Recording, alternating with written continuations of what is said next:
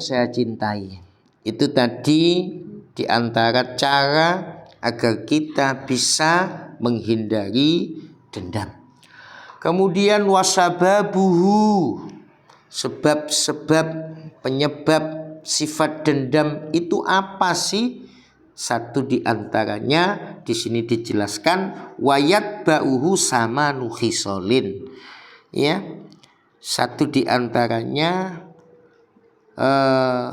al-ghadab wasababuhu al-ghadab. Jadi penyebabnya adalah sifat ghadab, emosi yang tidak bisa dikendalikan.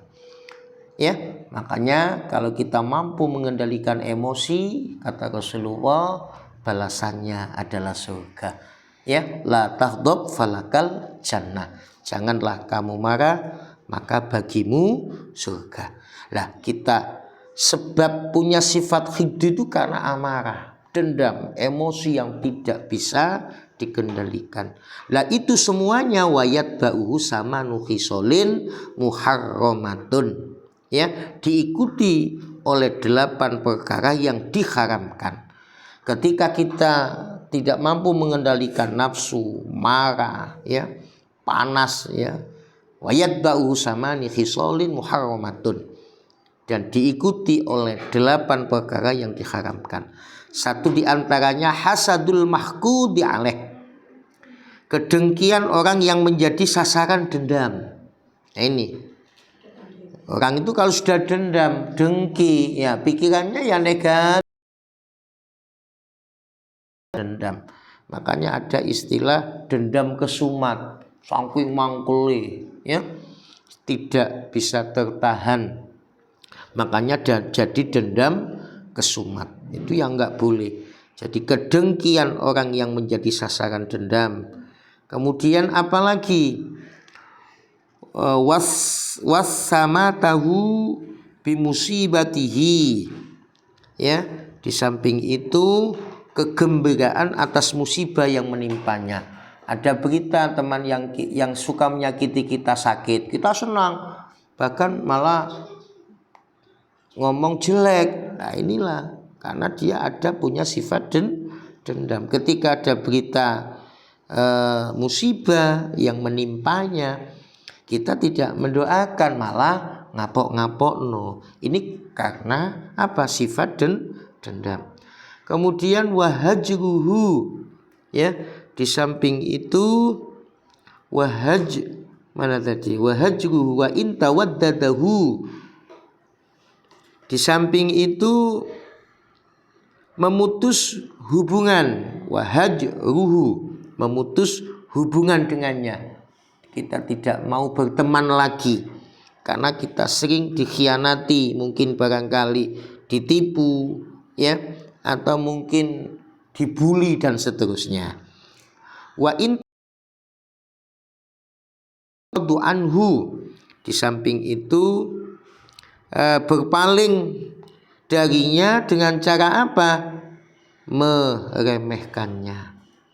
Kemudian wattaqallum fihi bil fusi, ya, berkata keji tentang dirinya, kahtiyabihi, seperti menggunjingnya.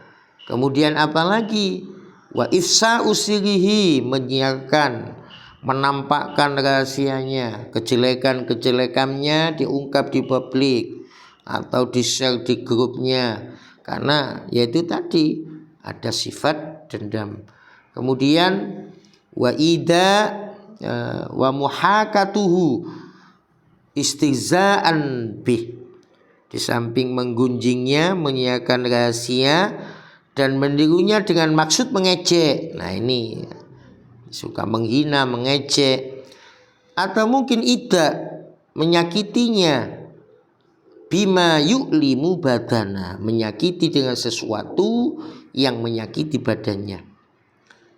Waman'u hakuhu, atau mencegahnya dari hak-haknya dicegah. Misalnya kita punya hutang kepada teman, karena kita dendam tidak nyauri utangnya. Ada nggak teman semacam itu? Bapak kata sahur awakmu.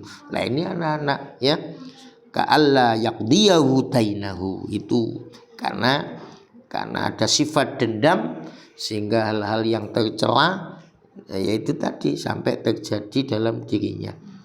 Wa mimma yadullu ala damil khikti. Oleh karena itu anak-anak, tandanya apa sih Pak Ustadz orang yang memiliki sifat dendam? Ya, satu, dia senantiasa mengingat kesalahan masa lalu.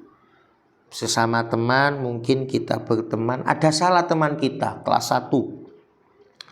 Itu kita masih ingat di kelas 3-nya.